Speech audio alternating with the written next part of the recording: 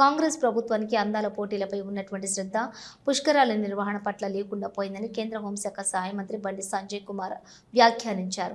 కాళేశ్వరం సరస్వతి పుష్కరాలకు 35 కోట్లు మాత్రమే కేటాయించారని, ఆ నిధులు ఏ మూలకు సరిపోతాయని ప్రశ్నించారు. కుంభమేళా సందర్భంగా 50 కోట్ల మంది భక్తులకు తమ ప్రభుత్వం అద్భుతమైన ఆతిథ్యం ఇచ్చిందని, కాళేశ్వరం పుష్కరాలకు విచ్చేసే 50 లక్షల మందికి సరైన ఆతిథ్యం ఇవ్వలేకపోతున్నారని అసహనం వ్యక్తం చేశారు.